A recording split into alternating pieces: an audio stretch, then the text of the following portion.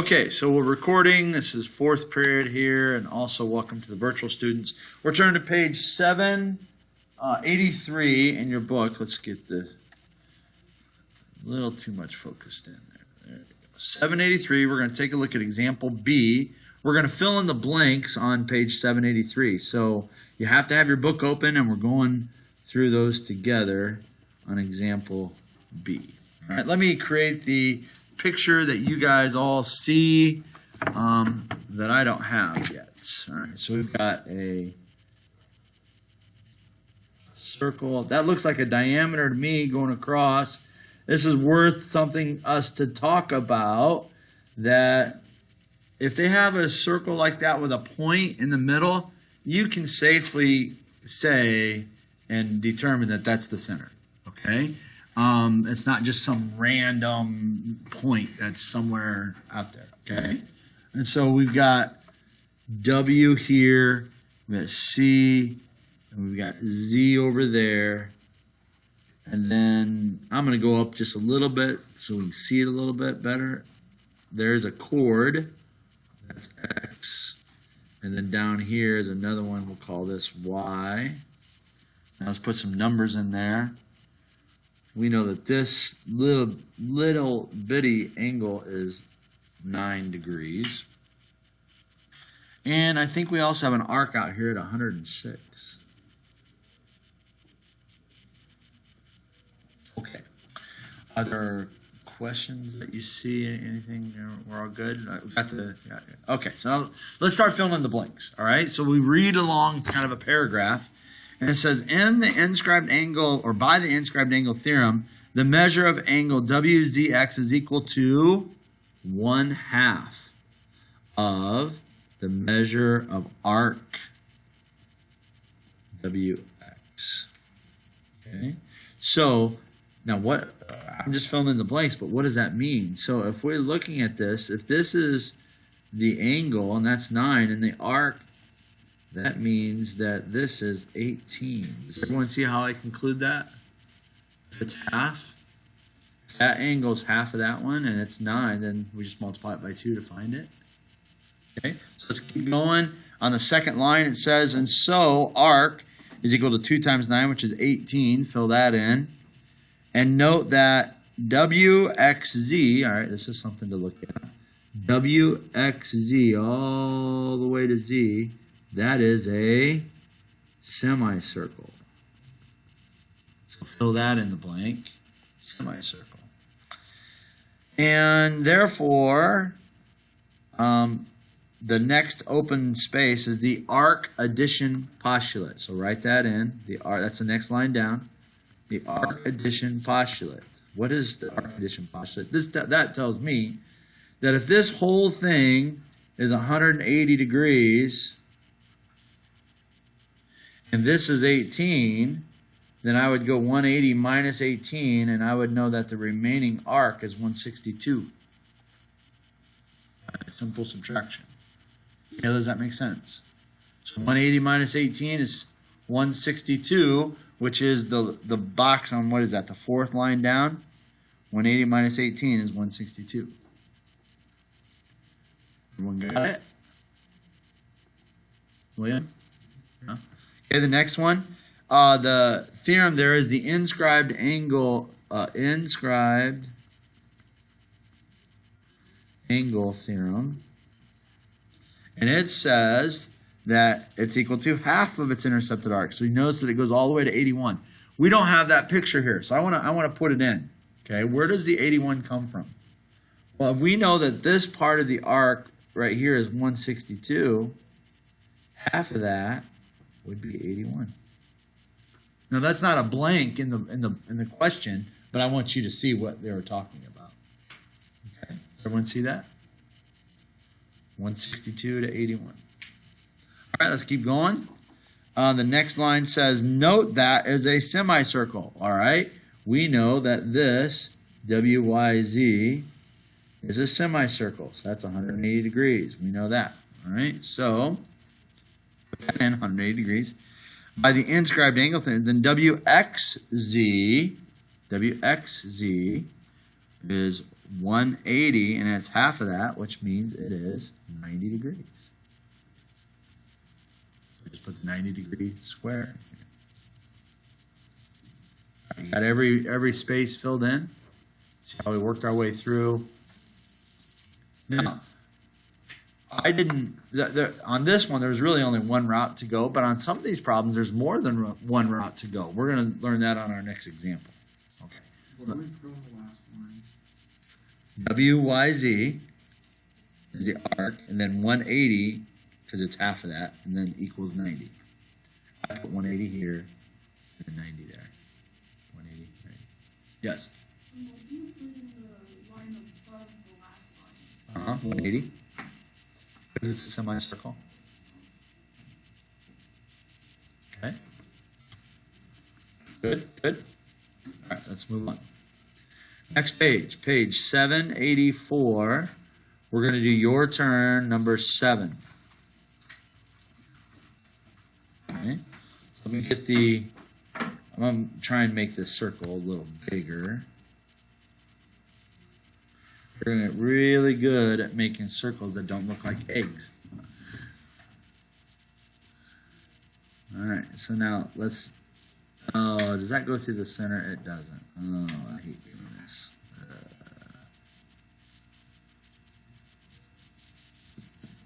Oh, let's try it again. There we go. That looks a little better. All right, so we think that's the diameter because they have a point and a C.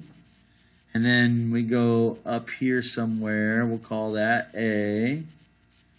We've got B and F. You already got the picture in the book, but let me catch up to you. Then we got this crisscross thing happening down here. I believe that's D. And that's E. And then what other, we know that this is 44. Now this is kind of a random 44 up there. Let's just agree that that's going from A all the way to F. That's 44. Okay, so just outline the arc. That's 44. Okay, so, well, I can, just by analyzing the problem, I can immediately see if this is 44, then I know that the inscribed angle is 22. You guys all should see that as well. Okay, so there's the arc, 44. Inscribed angle is half the intercepted arc. How do we know where the intercepted arc is? Take a look at this real quick. You don't have to write it down, just look. If I'm looking at an inscribed angle, how do I know that it's an inscribed angle? Because the vertex is on the circle. So this is an inscribed angle, right? What is its intercepted arc? It's right here. I'll highlight it. It's where the chords intersect the circle. That's the intercepted arc. Okay. So in this case, BA starts here at A and it works its way around to F. That's the intercepted arc.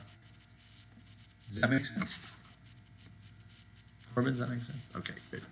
All right, so what else do they say in the problem? Well, they say that the measure of angle EDF is 15. So we know that this is 15. Okay, well, here we go again. That's an inscribed angle. I know from E all the way to F, then that has to be 30. And here, does that make sense? That's 30 because this is 15. And it's the opposite. Does that make sense? Okay. So let's pause there. Now let's see what they're asking for. They're asking for what's the measure of angle ABE. Well, there's a lot of angles out there, so I'm going to highlight it for us. Okay, so we start with A. We go to B. And now we go to E, which is down here. Okay, so now we know that this one's 22. What we don't know, though, is this one. And by the angle addition postulate, if I know that bottom angle, I could add them together and get the entire angle.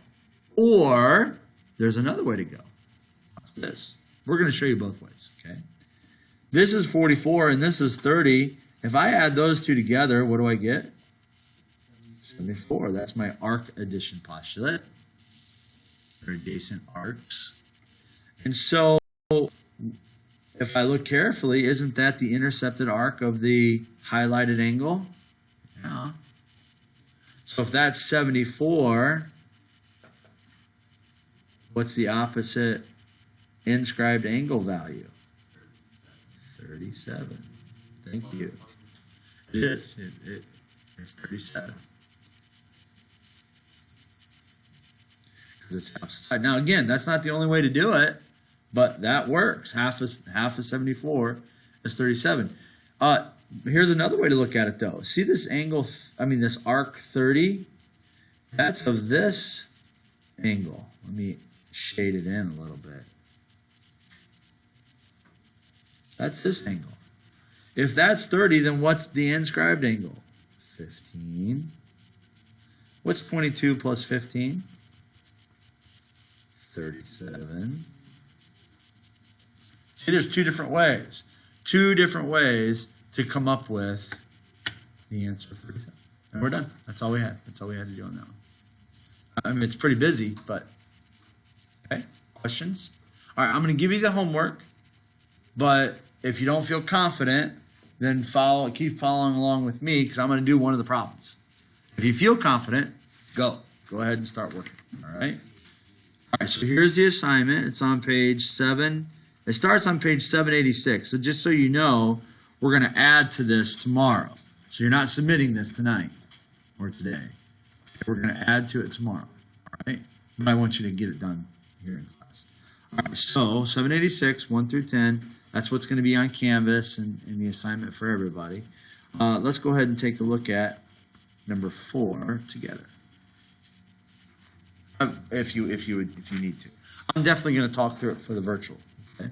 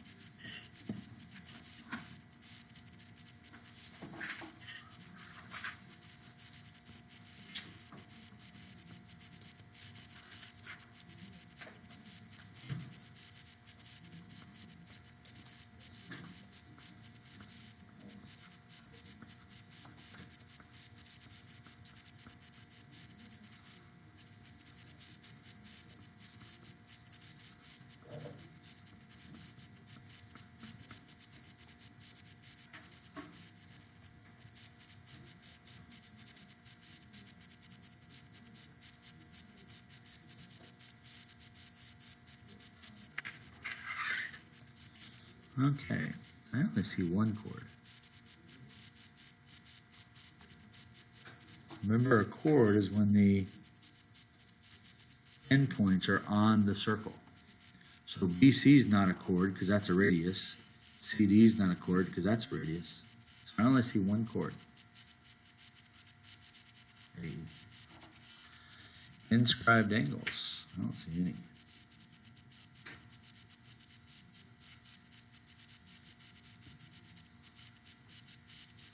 Central angles. Oh boy. I see a lot. All right, let's start naming them.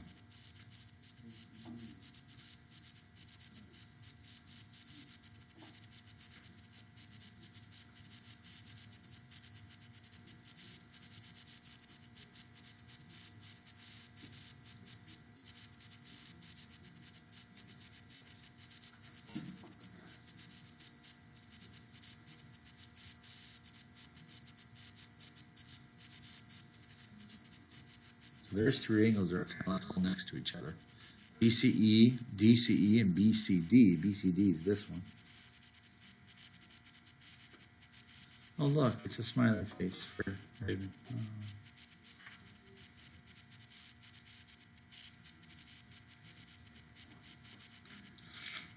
Okay, so there's three. Let's see, what else we got?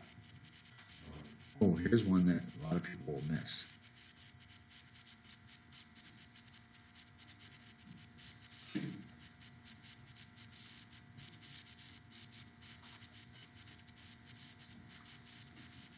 ACE is a straight angle. That's the central angle.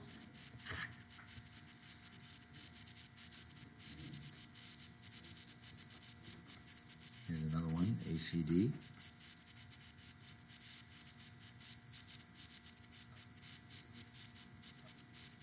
ACB. I think that's it.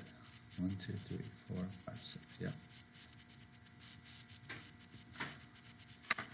There's number 4.